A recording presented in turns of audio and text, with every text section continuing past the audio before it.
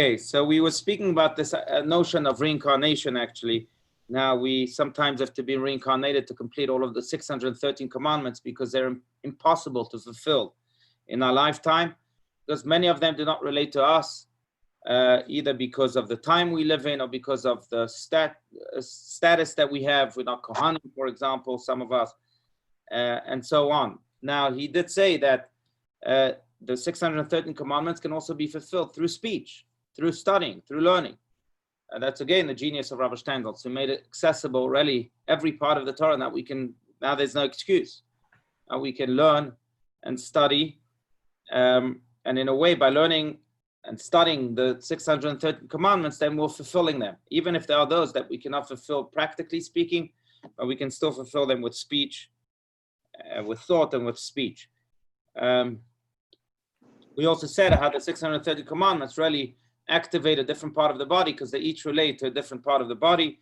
That's why you have 248 positive commandments that are parallel to the 248 members of the body, and 365 negative commandments that are parallel to the blood vessels of the body.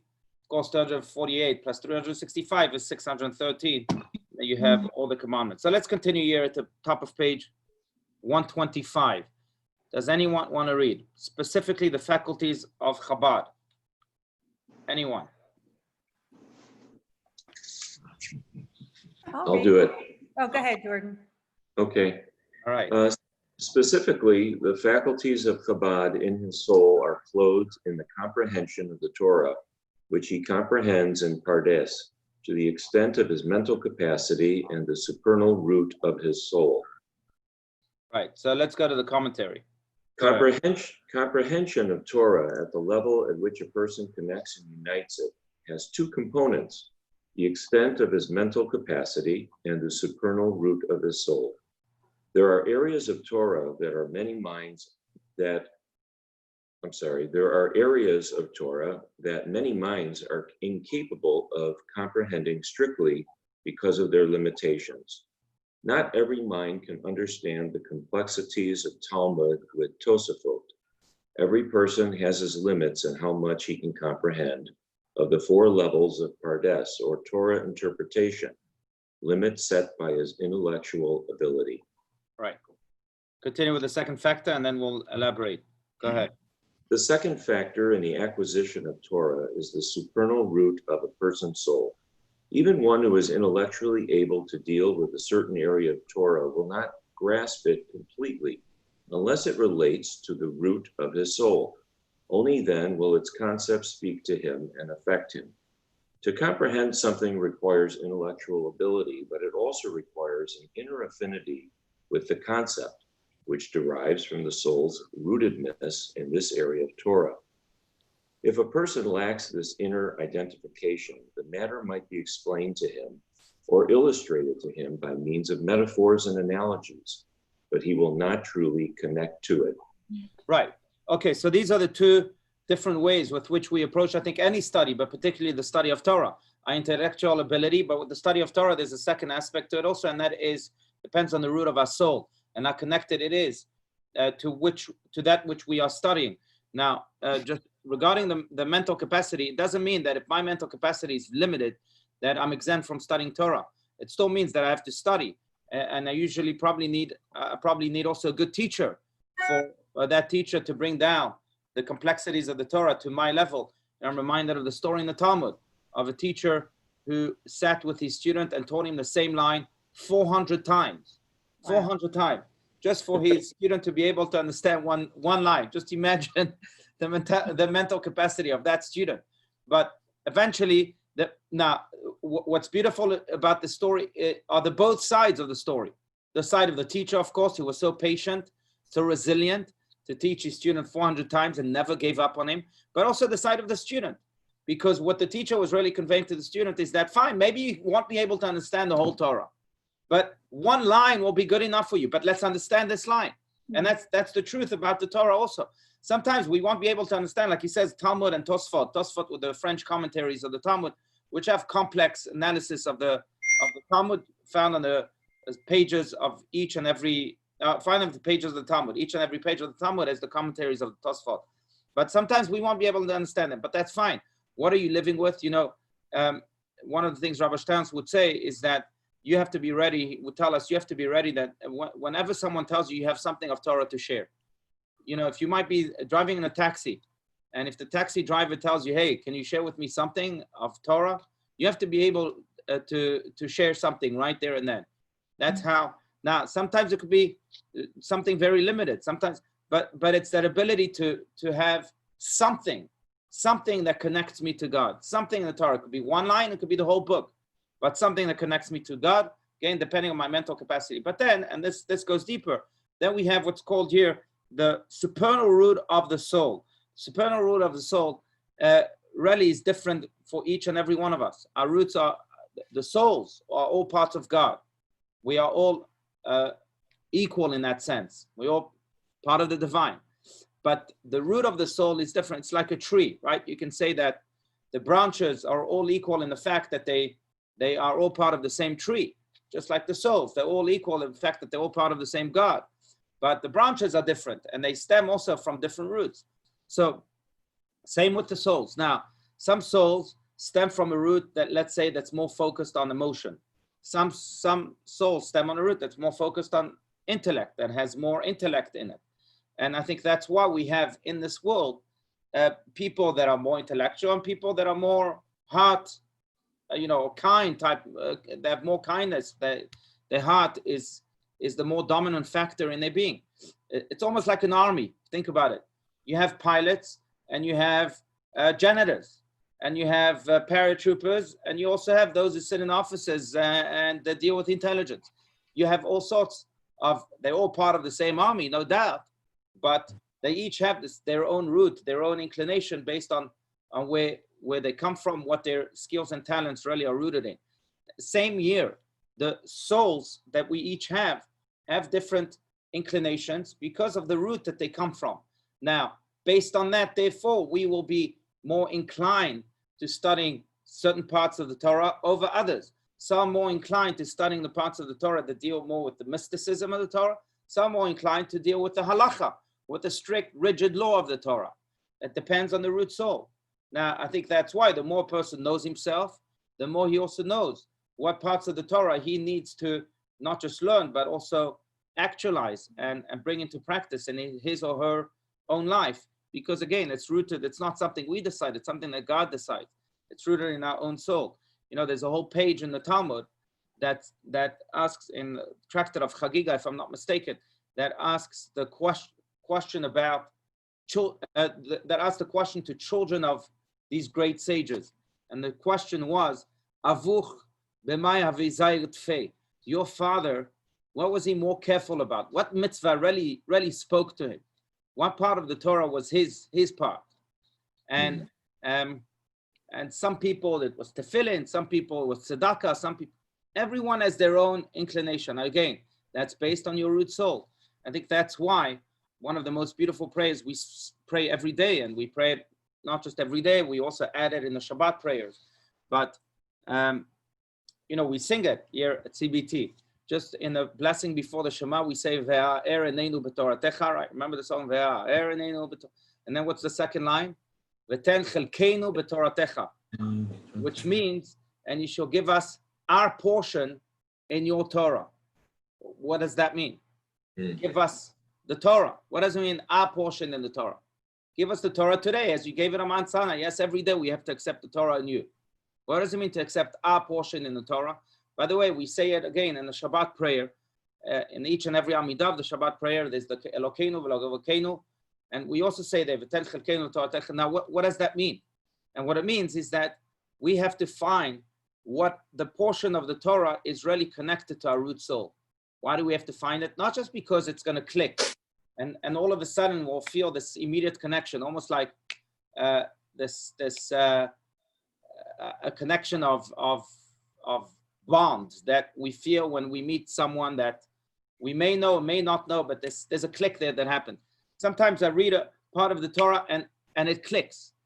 Now, why does it click? Because it's rooted in your soul. Now, and we pray to God each and every day, give us those portions of the Torah that are rooted in our soul, so that not only we can better understand the Torah, because those parts obviously are much, if we click with them, then we'll we'll understand them much, much better, but also so that we can actualize them and actualize the yearning of my soul that is based on its root. When I do that part of the Torah, that mitzvah that I click with the most, then the root of my soul is all of a sudden relieved, and it's liberated, and it feels like, oh, you found me, thank you. Now I can feel free to express myself fully as it is in my my original state. So that's really the idea of the supernal root of his soul. Now, sometimes I will say it's a whole lifetime of work trying to find that portion in your Torah. And sometimes it comes with tremendous labor. Sometimes it just comes to you without even working. You open a book and something clicks and you say, oh, that's my soul now being nourished. And that's again because it's that supernal root of your soul.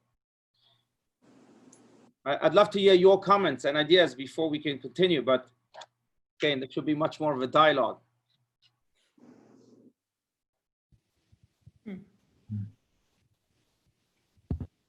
I'll just add one more thing. I'm just rereading Rabbi Steinsaltz's lines. So if a person lacks this inner identification, the matter might be explained to him or illustrated to him by means of metaphors and analogies, but he will not truly connect to it. In other words, that sometimes we connect to something, but the connection remains very superficial. I think in this line, what Rabbi Steinsaltz is trying to do is that don't let the analogy satisfy you. Don't let the parable make you feel good. Go deeper, because you might have a metaphor and analogy, but you won't truly connect to it. Go deeper. If you hear an analogy that resonates, go deeper. Go to the very root of that Torah study, and delve into it. And as the Mishnah in Ethics of our Father says, "Hafoch ba v'hafoch ba dekula ba." Turn it around, because everything is in it. Don't just be satisfied with, okay, speaking of Rabbi Steinsaltz, I remember he told my dear friend Moshe Cohen, he tells the story, also a student of Rabbi Steinsaltz in Israel, who came to him once in yeshiva, and he asked him, Rabbi, I didn't understand this commentary of the Sfat Emet. It was one of the Gerer Rebbes, really a giant of some 200 years ago. And he wrote a commentary on the Torah. So he came to Rabbi Steinsaltz and he said, look, I didn't understand this commentary. And Rabbi Steinsaltz, in his typical way, he said to him, and did you understand the previous commentary of the Sfat Emet? Yeah. And Moshe Cohen said, not really. So he says, I don't understand. You're reading these commentaries. Why? So that you have a good book to fall asleep with, and after you eating cholent on Shabbat, and then it will fall on your stomach, and that will be the end of that book? Or are you studying Torah? Are you studying Torah in order to truly learn and then actualize with that which you are studying? You're reading commentaries like you're reading a novel. That's not the way to study. But also Rabbi Steinsaltz, who always, made people grow and question. But that's what he's saying here. This is what shouts out in this line, to me at least, that if a person lacks this identification, then no matter, right, the metaphors, the analogies, you won't truly connect to it. You have to have this burning desire to connect to the Torah itself, to the idea itself. Don't just be satisfied with an analogy when an analogy resonates with the superficiality of the learning. Mm-hmm. By the way, that really, in a way that symbolizes well Rabbi Steinsaltz's really grand mission, because he was a person who was obsessed with connecting to the Torah, going deeper and deeper and deeper, and connecting mainly to human beings. My father was just telling me this morning that he had the privilege of translating for him in France. He was there on a business trip, and Rabbi Steinsaltz was there as an invitee of the community, and actually was in Luxembourg, sorry. And so they needed someone to translate his Hebrew and English to French, spoken language. And so they asked my father to do it, and he went and he did the job. And then they back in the car and they are riding back to his hotel, I think. And Rabbi Steinsaltz emits an oi. And my father says, why are you emitting this oi? What happened? And Rabbi Francis told him, well, we were there on stage. The hall was dark and I couldn't really see the people. And I wonder if I connected to any one of them. But that was really his obsession, to connect to people. And that's why I think he studied everything he could. You know, he read Harry Potter so that he can connect to his grandchildren who had read Harry Potter. He would read every book and any book so that he could connect to the highest scientist as well as the most simple of man. And in a way, he did that with the study of Torah. And this is exactly what he's teaching right here in this line. That many people are satisfied. Oh, I studied a nice analogy. I studied a good story. I'm good. I learned that part of the Torah. Let's check my box. Stans never checked boxes. Why? Because he always knew that he needed to go further and further and further. He's a man who not only wrote the commentary, the translation of the whole Talmud, but also the commentary of the Talmud. He's lauded for that, really being the Rashi of the generation. But I will tell you this, I know that each and every birthday he had, each and every birthday, he would do what's called a siyum, which means a conclusion of study, of his personal study. What did he study for the full year? The whole Babylonian Talmud and the whole Jerusalem Talmud, which is an impossible feat. So there's the Daf Yomi cycle, which encourages you to learn a page of Talmud a day so that you can finish the Talmud, the Babylonian Talmud, only in 7 years. Yes. He did it in every year. He did it. Now you would ask yourself, why would this Talmudist, known as the Talmudist of the generation, need to study the Talmud?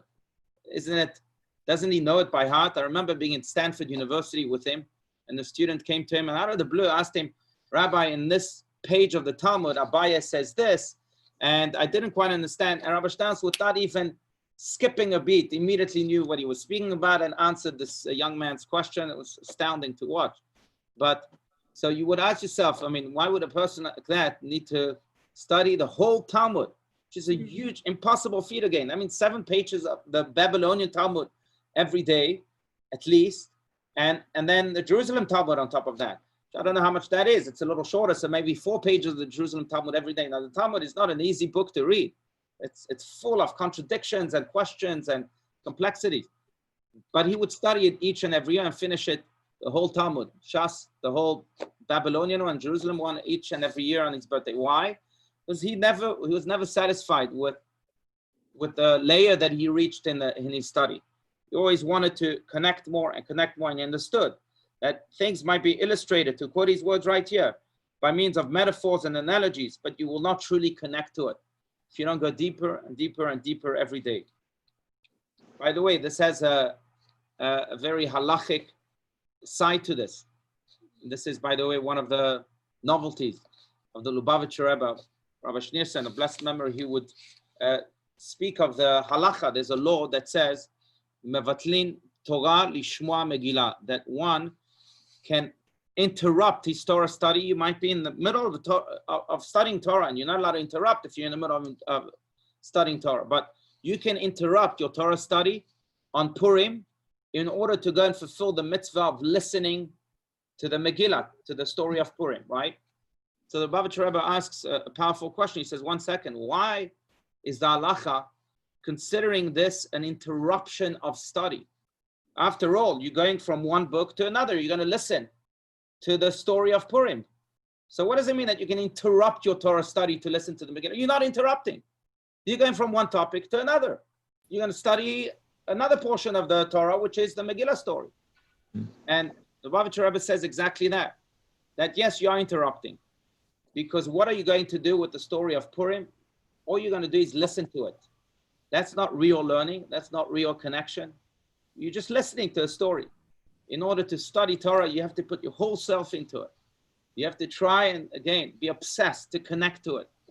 So when you are studying Torah, and in order to just go listen to a story, even if it's a story from the Torah, it's an interruption.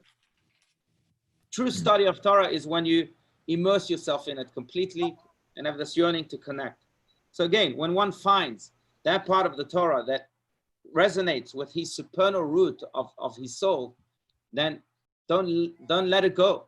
Delve into it and delve into it. Afochba v'afochba. That's the whole point.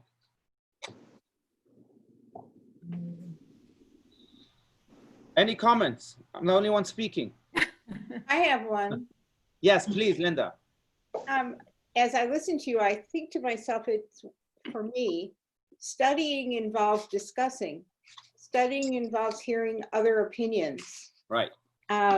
Because if I were to study all by myself, then I would be talking to my own voice, which has the same viewpoint I have. And so how, in these times, it's very hard for people to just study, but I imagine any time, without doing what rabbis have done for centuries, which is gather together and argue the issues, right. Which is really how you learn, right? Right, right. That's right. You know, the Talmud says, o chevruta o mituta. Either I have a partner to study with or death. Just let me die. Because then that's a type of spiritual death.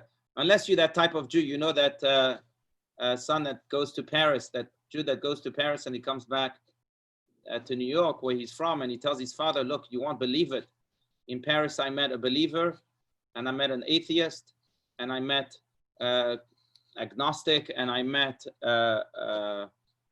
whatever, all these types of people. And his father says, what are you stunned about? Paris is a big city. And the man says, no, you don't understand, father. It was all the same person. Sometimes our voice is not the same as what we think of. But still, you need a chavruta, absolutely. Absolutely. And that's the genius of study. And that's why I think Judaism is really the only religion that encourages questions. We've mentioned this, we have some 25 words just for questioning. We're not a closed book. Quite the opposite. We want everyone to study. Go question. We're not afraid. We have the truth. Why when you have the truth, you're not afraid of there's no, you know, no, truth is the truth. It doesn't change with time or with space, etc. So go ahead, question. And I think that in a way, that's going back to Rabbi Stern's, that was his life motto, right? Let my people know. I want everyone to study the book. It's amazing what he's achieved, but everyone should have access. There's a great story that he would tell, Rabbi Steinsaltz would tell often. It's in a book called A Dear Son to Me. Yeah, this book right here. Yeah, this is one of his books, which is really a collection of stories, of speeches that he gave. But here he tells the story of, I was rereading it, and it's in this chapter called Heritage and Inheritance, but he tells the story of the Midrash of Yanai, who was walking in the street and he sees a person, Meshupa Meod, a person that looked very dignified. And he said to himself, Yanai said to himself, gosh, this man might be a great scholar. Let me invite him to my house and converse with him. Let me study with him. So Yanai invites him to his house, says, come have lunch with me or dinner or whatever it was. And they sit down to eat. Now Yanai starts asking him, so do you know any passages in the Talmud that we can converse about? The man says, no, I don't know any Talmud. Yeah. He says, well, maybe you know something about halacha, about Jewish law. He says, no, I don't know anything. Yeah. He says, well, maybe you know Agadata, some stories. He said, no, I don't know anything. Anyway, he asks him, he doesn't know anything, nothing, completely ignorant. At the end of the meal, Yanai was so upset at this man, and he does something disgusting. And he tells this man, okay, let's bless. Maybe you can lead us in blessing. And the man says, I don't know blessings.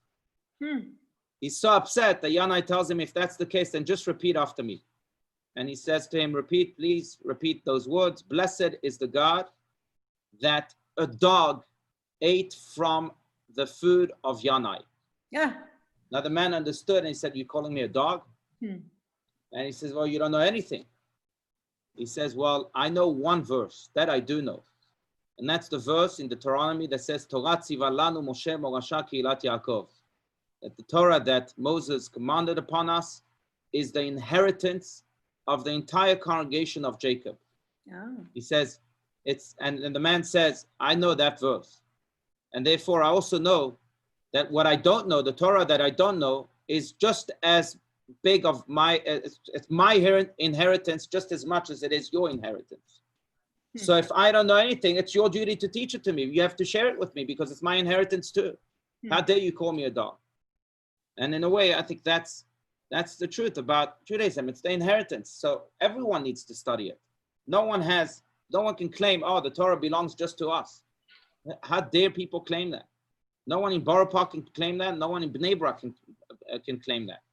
Rabbi Steinsaltz was vilified when he came out with his Talmudic commentary because they said, oh, you're taking the Talmud out of the yeshiva and really it should be studied only by people who have this training first and who know.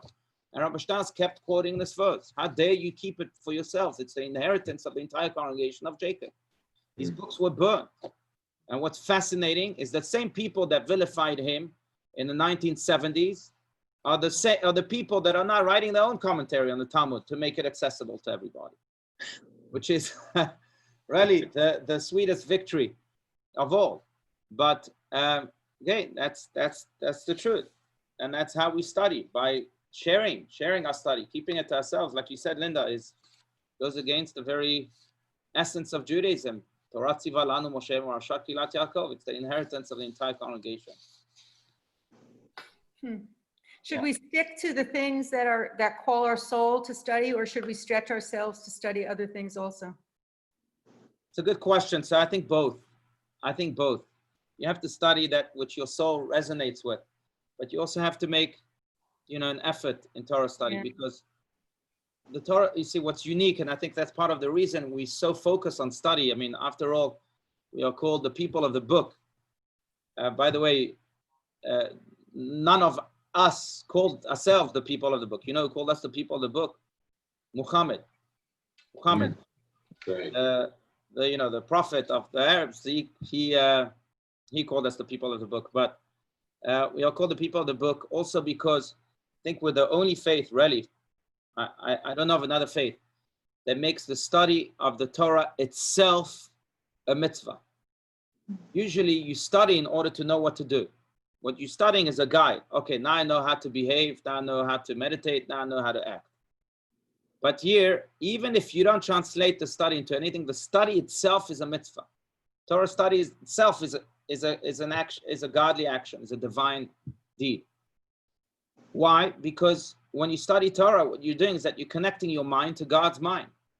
You become one with God. That's what Torah is. If Torah comes from God, so when you study Torah, not if, because Torah comes from God, when you study Torah, you're connecting your mind with His mind, and that's a mitzvah. Mitzvah is the connection between you and God.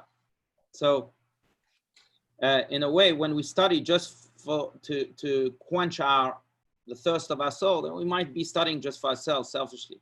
And when I study something that I don't quite understand, and I anyway, devote myself and all my efforts to trying to understand that part of the Torah, then I'm really doing it for God. I'm saying, God, you spoke to me. I don't know exactly what you meant, but you're so dear to me. I'm going to try to understand what you meant here. And that's really the power of that mitzvah. Mm-hmm. Yeah. Now, every part of the Torah is layers upon layers upon layers of infinity. And I do believe, though, that if we really give our all to understanding something that it seemingly doesn't seem so clear, eventually we'll reach that layer that does speak to us and that does connect to us. They say that in general, there are 4 layers to the Torah: Pshat, Remez, Drash, Sod. There's the simple meaning, then there's the interpretations, Drash, and then there's the hints of the Torah, allusions of the Torah, Remez, and then the Sod, the secrets of the Torah. And again, everyone connects to his own layer. By the way, those 4 layers, if you take the acronyms of those 4 words, it spells out the word Pardes. Pshat, Remez, Drash, Sod. Because the Torah, in a way, is God's Pardes. Pardes means His garden. His garden. So Orchard. studying Torah is taking a stroll in His garden. Yes, William. I just say orchard. Orchard. Thank you. That's a better word. Thank you. That's right. His orchard. And that's when we take a stroll and we smell different smells and everything's delicious and feels so good. Same thing here. Now, everyone has his tree that, you know, speaks to him, and his different plantation that speaks to him. But again, doesn't mean that if you like the orange tree, then you shouldn't explore the lavender. Even if you don't connect, eventually you'll connect to it. Just dig into it, you'll find some beauty in it and some magic to it. Yeah. All right, friends, any other comments? So quiet today. Rabbi, when you study, and I don't have a comment prepared, but I've been thinking, because I've had a Havruta for, you know, Leona. Right. I've had a Havruta for 10, 12 years, and we study seriously. Over time, what happens is we begin to find more and more that we agree on and that we challenge each other, yes, but I think it's good to study with a lot of different people as well. That's why I like taking all these classes, because I see things that I don't see when I just work with her or just, you know, whatever. Any comment on how to develop that skill to go beyond what you're doing and move out? Yeah, I think that's beautiful, by the way. And I think there's a prayer also that we say each and every day at the end of the Amidah. It's a beautiful prayer. Elohai netzor leshonim ra. We ask God to guard our tongue from bad. And then one of the things we say also at the very end of each and every Amidah, you can look it up. It's a beautiful prayer. It says, "V'nafshi ka'afar lakol tiyeh, petach libi b'toratecha," which means, may my soul be as dust to everything, and then open up my heart to your Torah. And in those words, we find the answer to your question. You have to place your soul as dust. You have to have complete humility. Once you have complete humility, then your heart can be open to the Torah. Humility to other people's voices, to other perspectives, humility to everything that connects to Torah study. Once I have that humility where my soul is like dust, then petach libi b'toratecha, then my heart can be open to your Torah. I think humility is key to answer that question. Yeah. It's true. All right, friends, we have to move from this Zoom room to the other for Shacharit. Great to be with you as always. Shavua Tov, may offers the words of Rabbi Steinsaltz, but most importantly, his messages be internalized by each and every one of us. And in that way, he certainly will live on in us and through us and continue to bless us, no doubt, and guide us from the heavens. Yeah.